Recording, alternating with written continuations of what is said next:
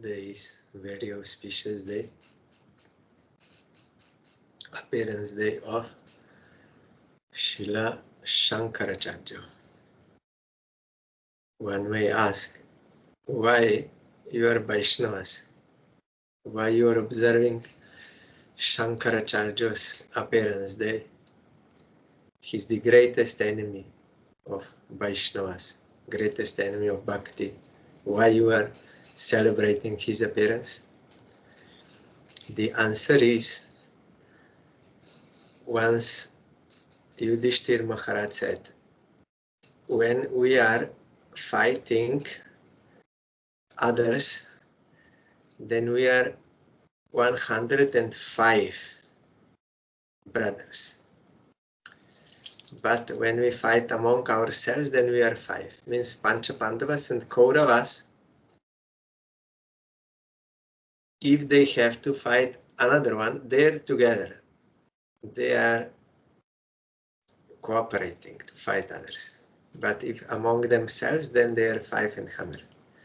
Like that, when we are fighting atheists and Buddhists, we are together with Sankaracharya. When we are fighting amongst, then we are against. The point is, Sankaracharya is Shiva avatar. Mahadev, Vaishnavanam Jata Shambhu. Shiva is greatest Vaishnava, Srimad Bhagavatam says. But Shiva has many kinds of services to Supreme Lord. So when there was violence going on in the name of Vedic sacrifices, then Buddha avatar had to appear to stop that, and in order to achieve that, he also had to stop Vedas altogether and gave them the process how they can be free from violence. He said, Ahimsa Parama Dharma.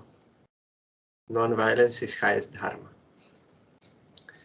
Then, when this was spread all over India, then Supreme Lord Govinda Dev, he ordered his servant Shiva, now you have to go and you have to re-establish Vedic evidence and Varnashram Dharma and deity worship. All this you will have to re-establish. Now it is proper time. So Shiva had to go, and in order to achieve his goal, he gave Vedic evidence, but philosophy was similar to Buddhists. Only difference was that Buddhists said ultimate cause or reality is Shunya, but Sankaracharya, he said, no, it is not Shunya, it is only Nirvishesha, Brahman. But it exists and is eternal, and you are that, Brahma Satya Jagat Mithya. And Jiva Brahmeva Napara. Jiva, living entity, is that Brahma. There is no difference. So to appeal to them, he presented such philosophy. Then Buddhists, they were converted, and again Vedic Praman was established and Vedic following all this. So in that sense, we are together with Sankaracharya. He rescued India from Buddhism. You will find in Jaiva Dharma, it is described. So for that, we are with him. But that was for the time being only. Then later on, after him, Ramanuja had to come, his Lakshman. So when people again accepted the Vedas, then Ramanuja had to come and say what is the actual meaning of the Vedas. And Madhvacharya, Vishnu Saminim Barka, then Chaitanya Mahaprabhu. Chaitanya Mahaprabhu's philosophy is ultimate, highest, clear Vedic, what Vedas want to say.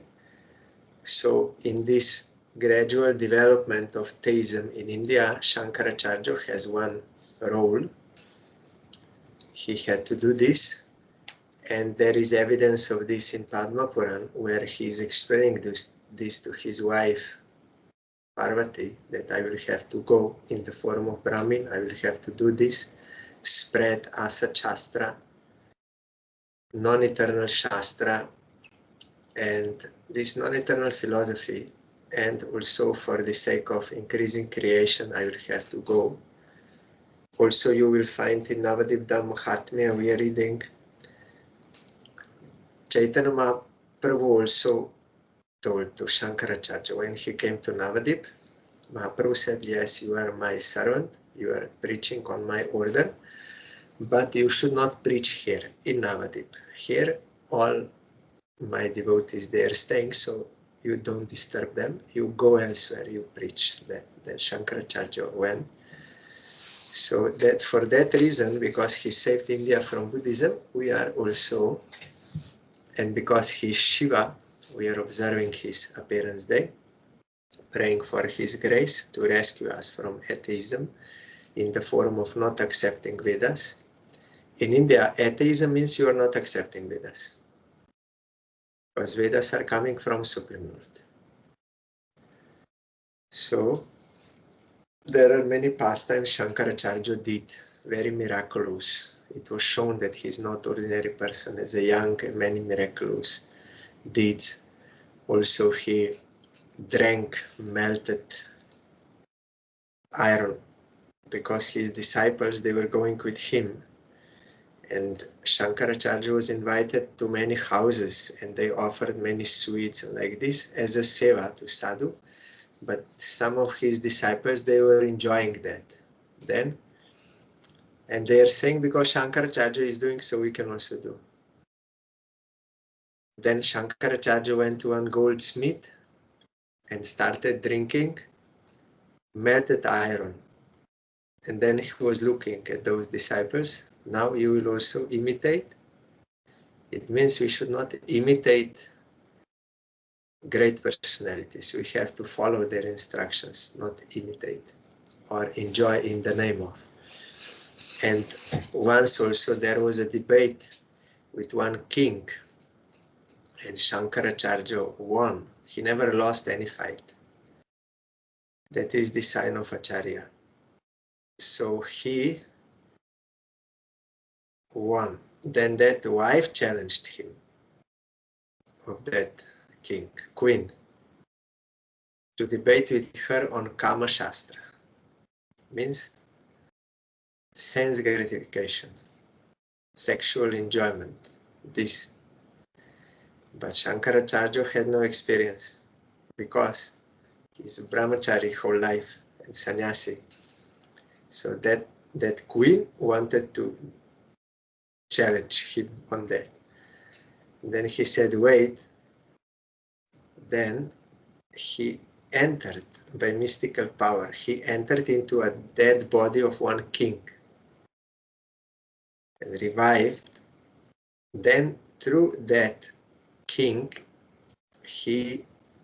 all that experience he could get through that body. What was stored in memory and all those experiences in that body, that he could understand. Then he debated with that queen, and he also won. So many miraculous things happening. But when we are speaking about ultimate philosophy, then we are not accepting Sankaracharya's philosophy. Up to liberation, we accept what is matter, what is spirit. But what is spirit, actually, that we don't agree. He's saying everything is one. Only Nirvishesh Brahma, one spirit, all pervading everywhere. No difference, nothing.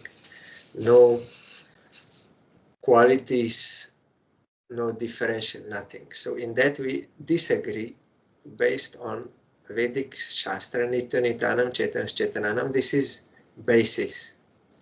There is one eternal among many eternals, one conscious among many conscious. And that Dvasu Sayujya, there are two eternal birds living in this three of this body. One is Jivatma, one is Paramatma. All these Vedic evidences are there. But he also misinterpreted this. If you read Upanishad and Vedanta Sutra, his commentary, you can find how he very convincingly he gave his philosophy. So if someone does not have Sukriti for devotion, he will have to be attracted by that. And he's giving all evidences. Even this verse, Nito Nitano Chetana Chetana. I was wondering how he could interpret. It's very clear. One eternal among many eternals means there is difference among eternals. But how he explained is very interesting. He said one eternal means one Brahma, one Brahman, Brahma is eternal. But this Brahma goes into many these bodies. So one eternal in and many eternals, because like air outside and air in the pot. Air in the pot and air in outside, they're one and the same. But now the pot is there, so we see difference. But if you break pot, then there is no difference.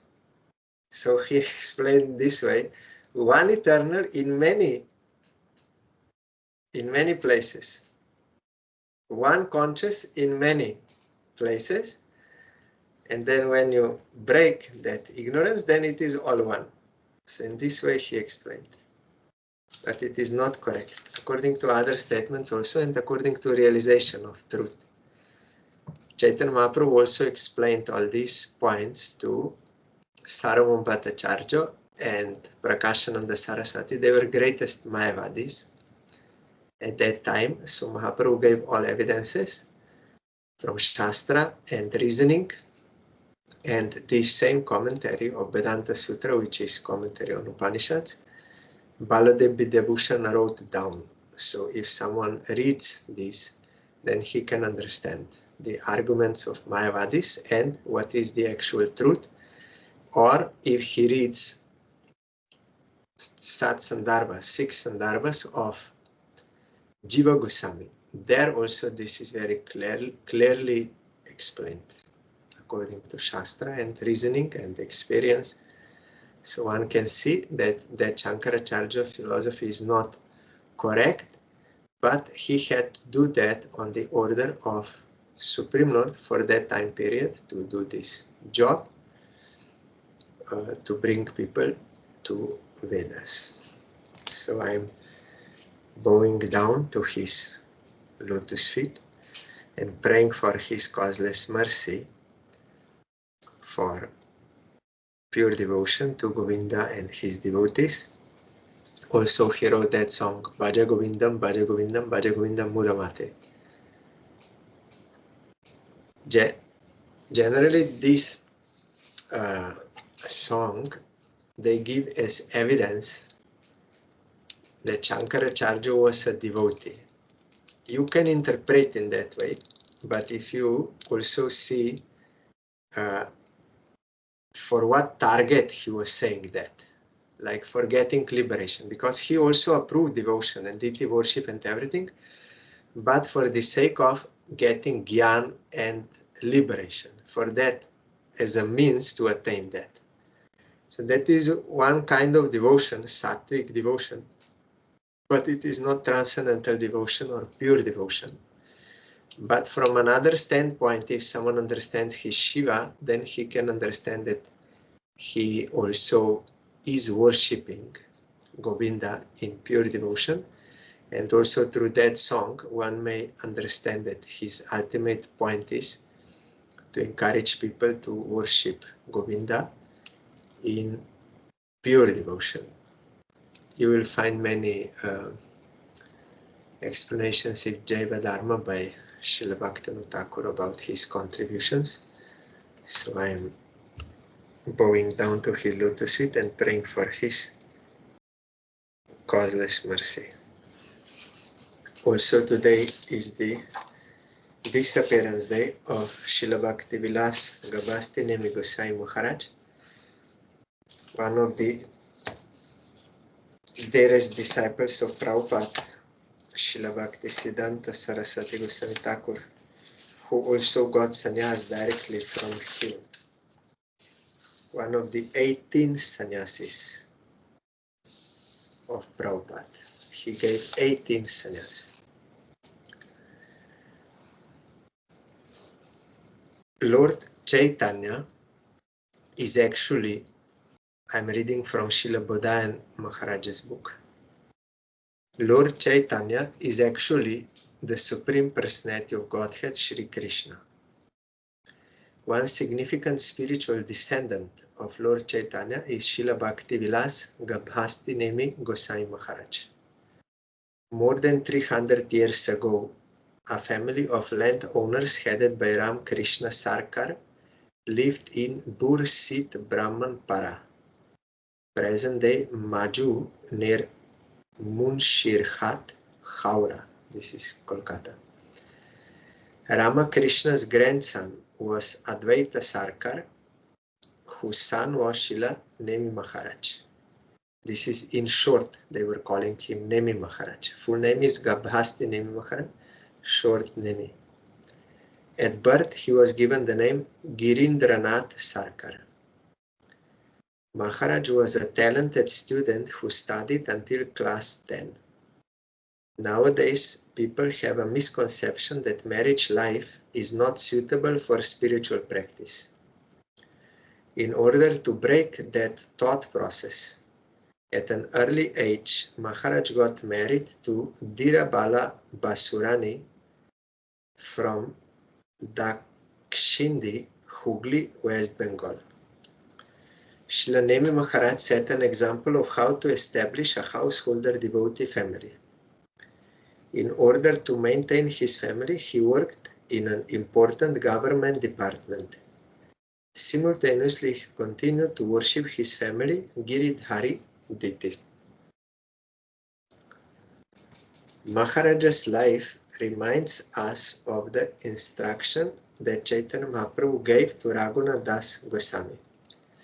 As we read in Srila Bhaktivinoda Thakur's that Bhaktyaloka,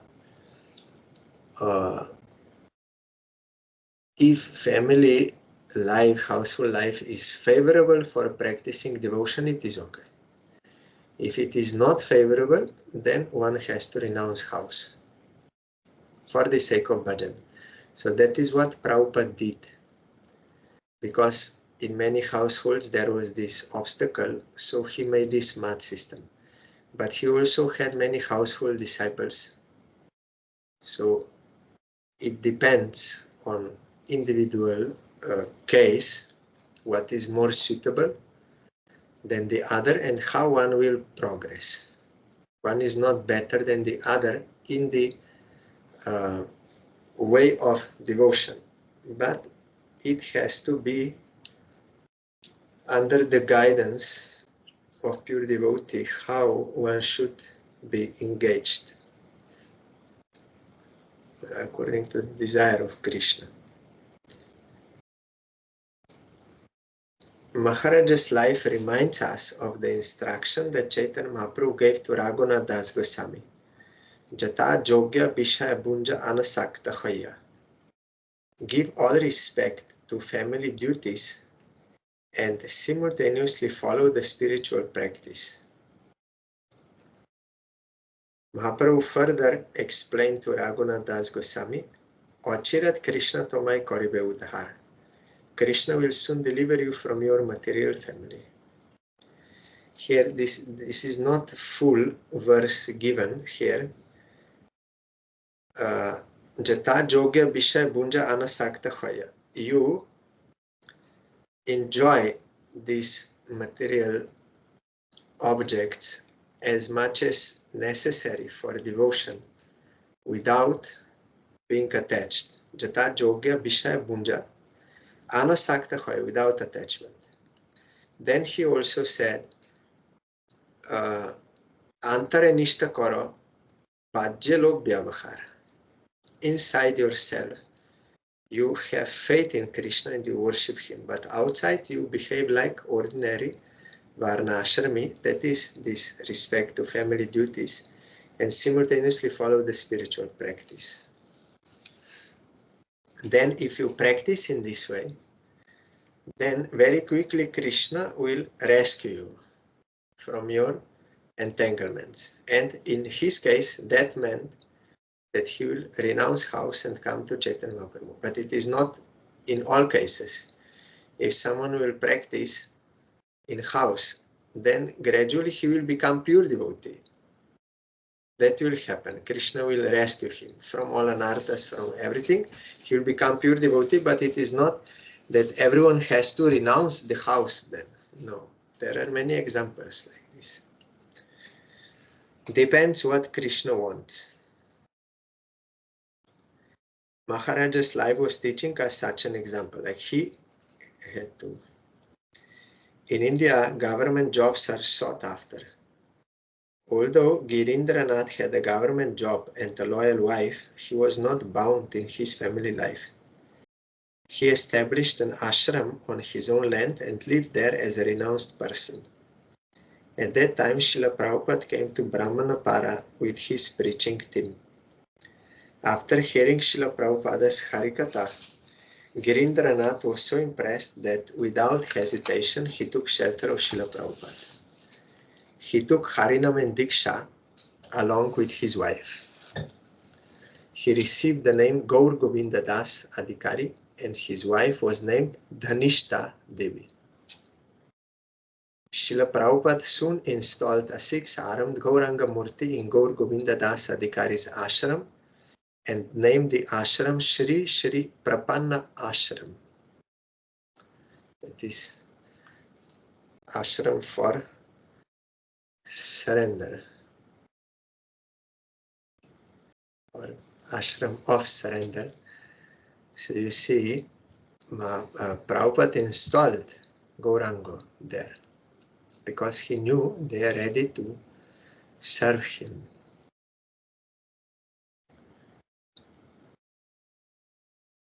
After a few years, Srila Prabhupada observed Gaur Govinda Das Adhikari's dedicated service mood and gave him sannyas at Bagbazar Gauriya Mat. His name became Sri Bhakti Vilas Gabhastinemi Maharaj. Srila Gabhastinemi Maharaj's sweet melodious kirtan and preaching strategy made him dear to Srila Prabhupada. Once Srila Prabhupada needed 500 rupees urgently. In order to fulfill Srila Prabhupada's desire, Srila Gabhastinemi Maharaj took one of his younger godbrothers, Radharaman Das Brahmachari, later known as Srila Bhakti Kumud Shanta Gosai Maharaj, and went out for collecting funds. They arrived at a Marwari businessman's home, but the guard prevented their entry. Maharaj went to the city, hired a car, and went back to the house. This time, the guard allowed them to enter.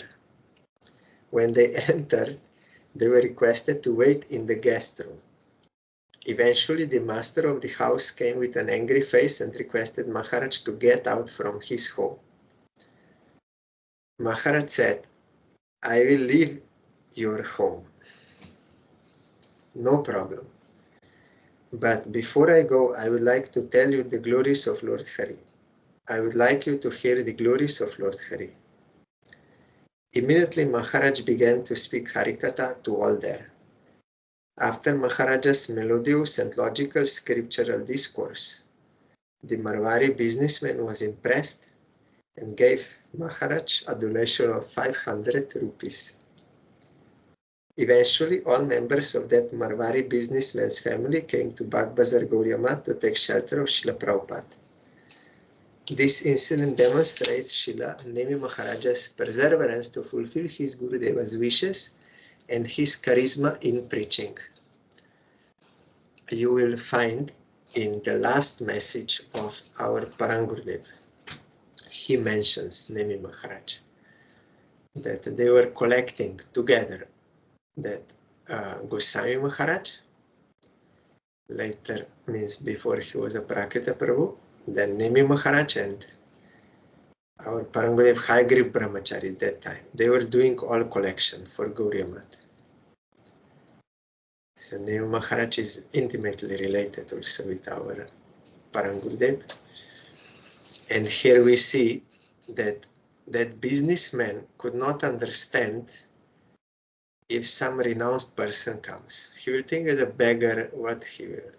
So Maharaj was so intelligent by the grace of Gurudev, he understood the mind of that he's not respecting. Then he came with car, immediately they allowed him.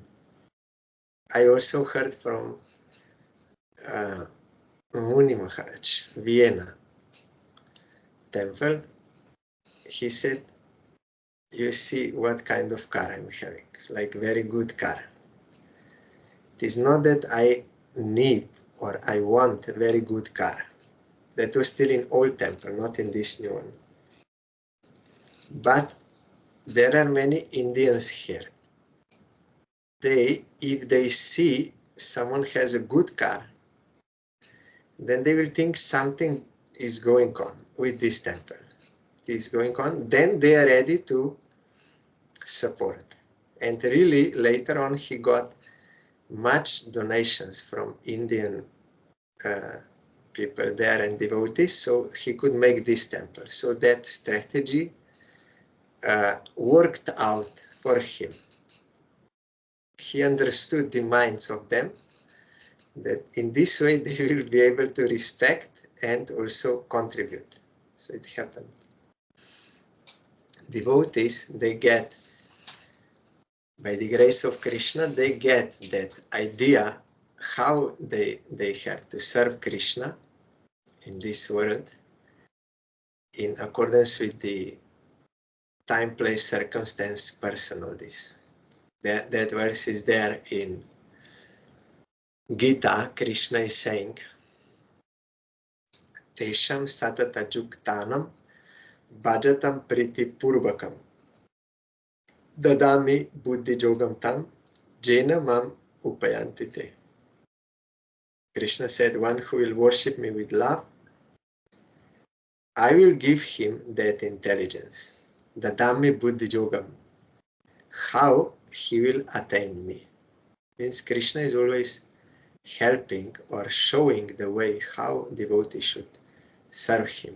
And there are different time, place, circumstances. So we have to be living, not like what was working on during the time of Sai Maharaj. And by him, we cannot just imitate and mechanically repeat same thing and same result. It is not like that. We have to follow. We have to surrender, like Sai Maharaj surrendered, fully surrendered to Krishna. Then you get that how to serve. Then that will be living thing, not dead thing. Then you can properly practice and also preach according to time, place, circumstance, how it should be done for the satisfaction of Krishna under his guidance. After Srila Prabhupada's physical departure, Srila Nemi Maharaj, out of separation, was not feeling enthusiastic to preach anymore and decided to continue his life in solitary bhajan at Sri Sri Prapan Ashram. There he established Sri Sri Radha Govinda deities, served the deities, and gave daily discourses with kirtan. During his time at Brahmanpara, the temple atmosphere was most appealing, and several people frequented the ashram. To deliver these people, Srila Nemi Maharaj became an initiating guru and granted several of them initiation. That was that same ashram which he established during his household life. Prabhupada installed that Gauranga Murti. But now he also installed Radha Govinda deities, and on Tuesday, 26th April 1938, at 7 a.m., this array of Srila Prabhupada, Srila Bhakti Vilas Gabhastinemi Gosai Maharaj, physically left us. Upon his physical departure, that was 1 year and a half, or 1 year and 4 months, 26 days after Prabhupada. Upon his physical departure, the news spread, and many of Srila Prabhupada's disciples from various places came to offer their obeisance and attend the disappearance ceremony. Throughout his life, he maintained an outstanding service attitude and left us with teachings on how to dedicate our lives for the service of Sri Guru, Vaishnava and Bhagavan. So here one photo is given. I am bowing down to Srila Maharaj's lotus feet and praying for his causeless mercy for pure devotion to Krishna and his devotees. You can see his photo.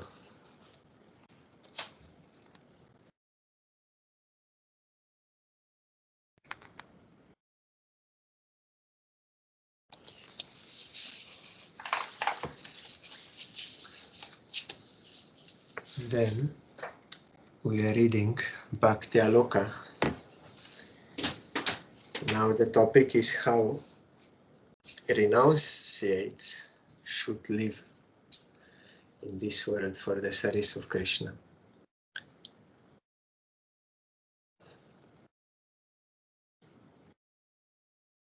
We heard that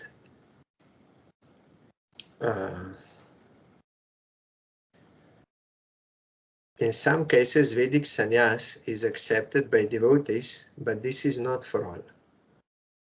Devotees from Brahmana families can take Vedic sannyas after giving up household life, but they should accept those rules of sannyas which they should not accept those rules of sannyas which are contrary to bhakti. Then example of Sarup Damodar is given. He only up to a certain point he made that ceremony, because his main point was to give up house, to be released from that, and to join Mahaprabhu in Puri. So this is like Vedic sannyas that can be given only to Brahmanas. So that is like a part of Varnashram Dharma. So he accepted this for the sake of service. But Mahaprabhu, when he took sannyas, then he, in that chapter of Chaitanya Charitamrita, you will find he said what is his purpose. And he quoted the verse of Srimad Bhagavatam of that Tridandi sannyasi, that Brahmin of Avantinagar, who renounced this world, and he said, I will cross over this ocean of material existence by dedicating myself for the service of Supreme Lord, as many did in the past, so that path I will follow. So Mahaprabhu clearly showed that that Brahmin said correctly. Sannyasi is for engaging yourself fully for the service of Krishna. That is why also Tridanda is there. 3 sticks. Stick means punishment or discipline. So sannyasi will vow to discipline or punish his body, mind and speech, to not engage in sense gratification, but to engage them in the service of Krishna.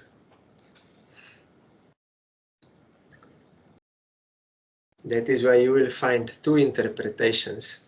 One is for the sake of preaching. Mahaprabhu took from Mayavadi sannyasi, because that was more respected. So that is one point. Also, now someone may say that is like Varnashram Dharma, like this. People will respect it, is okay. But in another sense, also sannyasi is some spiritual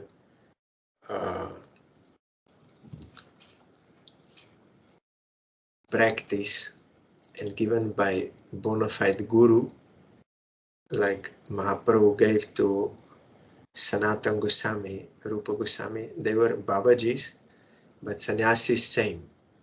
Only outward appearance is different. Mantra is the same.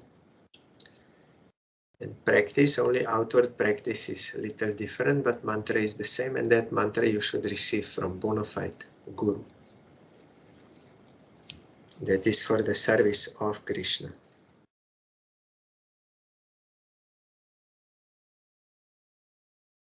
Some devotees accept this sannyas dress,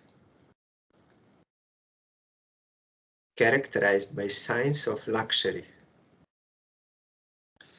as in Sanatana Goswami's actions.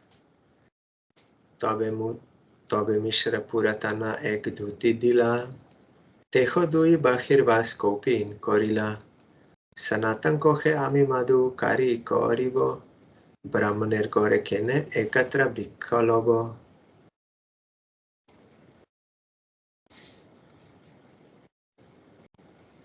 One second.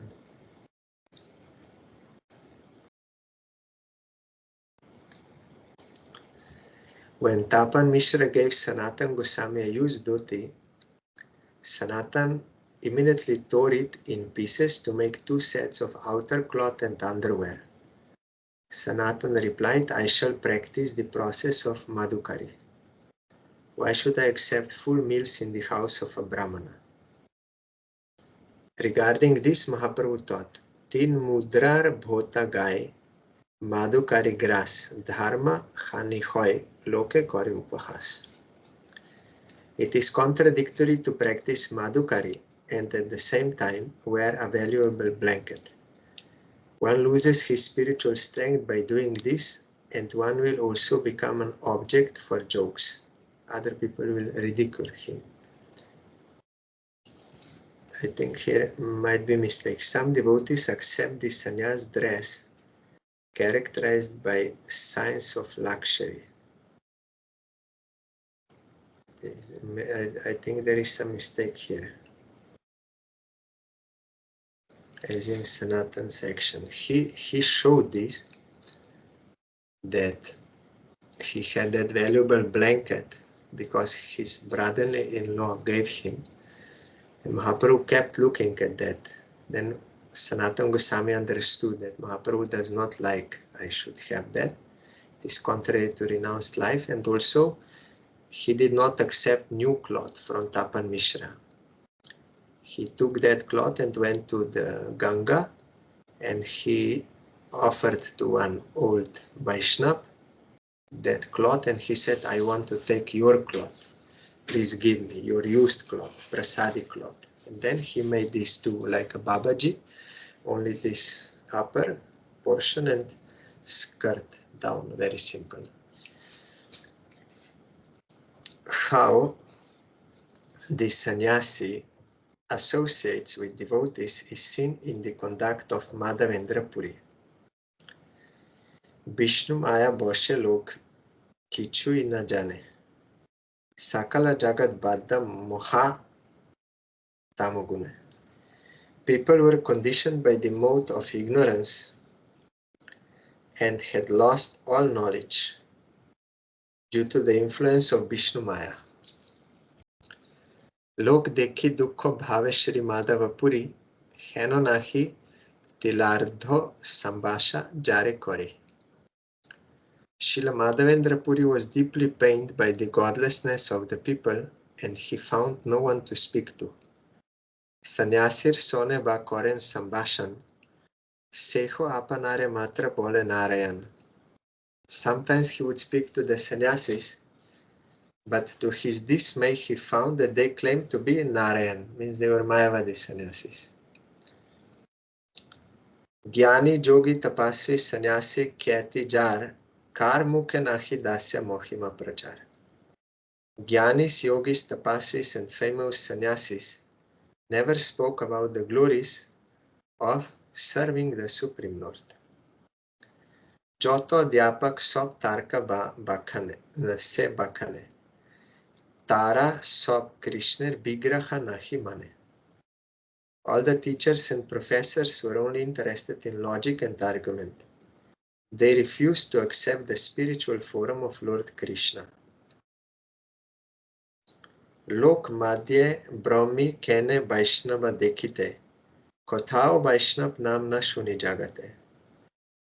Srila Madhavendra Puri thought, why am I roaming amongst people searching for a Vaishnava? Wherever I go, I don't even hear the word Vaishnava. Etek se bon bhalo esob hoite. Bone kota noche a Vaishnaver sohite. Therefore, he considered it better to stay in the forest where he did not have to speak with non-devotees. The devotee sannyasi should give up the markings of a Mayavadi. So, the devotee sannyasi should not associate with non-devotees.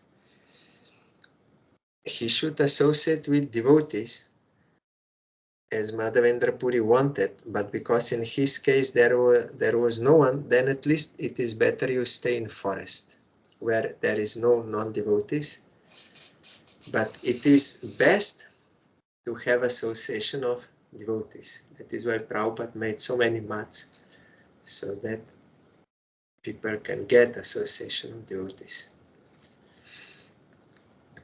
The devotee sannyasi should give up the markings of a Mayavadi. This is seen in Brahmananda Bharati's actions. Brahmananda Poriyache Mriga Charmambar Taha deki Prabhu Dukha Paila Antar. When Sri Chaitanya Mahaprabhu and his devotees approached him, they saw that he was covered with a deer skin. Seeing this, Sri Chaitanya Mahaprabhu became very unhappy. You know, in Chaitanya Charitamrita, they told to Mahaprabhu that Brahmananda Bharati came here. Then Mahaprabhu went to see him, but he saw that he was wearing this deer skin. Then he asked, in this way he was teaching, because his superior, sannyasi, elder, so he cannot directly, but from down he disciplined. He said, where is Brahmananda Bharati? I'm not seeing him. And they said, he's right in front of you. Then Mahaprabhu said, no, how he can be Brahmananda Bharati? Brahmananda Bharati is my guru. How my guru can wear their skin? He's not Brahmananda Bharati. Then Brahmananda Bharati understood what Mahaprabhu meant. Then he gave up that. And then Mahaprabhu bowed down to him. So in this way you can teach those who are superiors from down. There is special technique how to do that. Like some senior devotee was there, but some wrong activities there. So those new devotees, or like younger than him, like this, then they said, you are so long devotee and so senior devotees, and you had so much association with all those great souls. I cannot understand how you can do this or why you are doing this. Then that will be like disciplining or teaching from down position. Then that devotee will become ashamed and he will say, yes, really it is so, I should not do this. In that way you can approach if someone is superior, but not directly like ordering or what you are doing, or this, you are like this, then you cannot achieve this result. It will be counterproductive. Then that person will become angry, he will chastise you, and you cannot get. So if someone is of superior status, either by age or by diksha or by who is his guru or anything, if that external superiority is there, then even he may do something wrong. It is possible, it is true, it is not true, but how you should let him know that you don't support that is special technique shown by Mahaprabhu. How to do that, it will be properly done with amanina manadena mut. How the woman devotee should meet the renounced devotee is described. Purvavat Prabhu Koila Savar Milan, Stri Savdur Hoite Koila Prabhu Darshan. Sri Chaitanya Mahaprabhu received them all, just as he had in previous years. The woman, however, saw the Lord from a distance. That does not mean that Mahaprabhu was not respecting woman devotees, or that woman devotees are something lower like this. No, it is not like that. But for the sake of society and for the sake of those who are practicing sannyasis, not like pure devotees yet, this is there, this system, to keep some respectful distance. And also in regard to seva like this, I heard some asking, Gurudev, we cannot do this seva, brahmacharis can do to Guru like this. Gurudev said you can mentally do. And he explained why that is not possible, but there is no disrespect. But some devotees, they may misunderstand also. If Sai Maharaj or Mahaprabhu like this, there is this behavior is like that. Some outside devotees or persons, they may think they are belittling women or not respecting properly like this. So they will think this is how my Guru did, so I can also do to the woman. But that is not correct. You don't know what is in the heart of Sai Maharaj or Mahaprabhu. They never disrespected, but for the sake of this point, they had to behave in this way. Like our Gurudev, when he was going from Harikatha in one university, then daughter of that dean university, she was more respected. So when Gurudev was walking, then many people, they touched the lotus feet of Gurudev when he was going, as sadhu, like touching. Then when she came, she wanted to touch, then Gurudev was moving his feet away, not allowing. Then in the room, that lady asked, why you allowed everyone else but not me? Then Guru said, because you see, there are many brahmacharis here with me. They're young brahmacharis. If you touch my feet, nothing will happen. But if I allow this, then these brahmacharis, they will think we can also do this. We can allow. They will imitate. Or think, Gurudev, I can also do. Then he said, so if I do this, and the ladies will touch their feet, and they will want like this, then they will fall down. That is why not allowed. But nothing will happen to me, or also I'm not disrespecting anyone. But for their sake, or for people in general, that system is there. Otherwise, they may criticize like this. They're womanizers. So really, one of those brahmacharis, later on, he fell down with one lady. So for that reason, they are very cautious about this. But nowadays, in some cases, I saw also this is not so strictly followed anymore.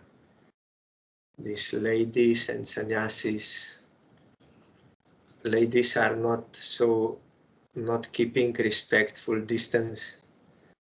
Sannyasis also I saw, not in our mat, but some other. I saw one sannyasi like massaging shoulders of one lady. That is not proper for sannyasi, and embracing like this. Even if he has no desire, and that lady also has no desire, we cannot know. But it does not look nice in society, such things, and people will misunderstand, they will criticize or imitate, and it will be not good for society. The renounced devotee is forbidden all enjoyment. Prabhu kohe sannyasir nahi tel adhikar. Tahate sugandhi tel paramadhikhar. The Lord replied, a sannyasi has no use for oil, especially perfumed oil such as this. Take it out immediately. You know, Jagadananda Pandit, he brought one fragrant oil from Bengal. He wanted to serve Mahaprabhu, but Mahaprabhu said, this is not for sannyasi. People will criticize, and I should not become sense enjoyer. It is not good. So renounced devotees, they should be careful about their actions. Then, this is also next point we will hear tomorrow. This is also very disputable topic. The renounced devotee is forbidden to hear women sing. That is why some will ask why in Gauriya Math, at least in India, ladies are not leading kirtan. Why is it so? Are we not good enough? We are lower, like this. They think like this. Or men may think we are superior. This is not the purpose. So in ISKCON, Western countries, because Swami Maharaj saw they are already freely mixing from birth, girls and boys, freely. So you cannot just come and like suddenly break them up. So he made this system that brahmacharis, they staying same temple, cooperating, speaking, all freely doing. Not fully freely, but not like in India, in Gauriya Math or Indian society. So he allowed. So some Western devotees, ladies, then they are surprised when they come to India or when they hear how the system is in India, then they will think, why is this so? They cannot understand. And Indians, they cannot understand why Swami Maharaj allowed this in the temples. Ladies staying in the temples, they are singing, speaking Harikatha, doing Arati. They cannot understand this. In India, ladies also, they will do Kirtan, Arati, everything they can do. But they will do separately and only ladies group will be there. Many such programs are there in village or everywhere. They will have Kirtan, everything they are doing Kirtan, but only ladies, not mixed. So tomorrow we'll further hear.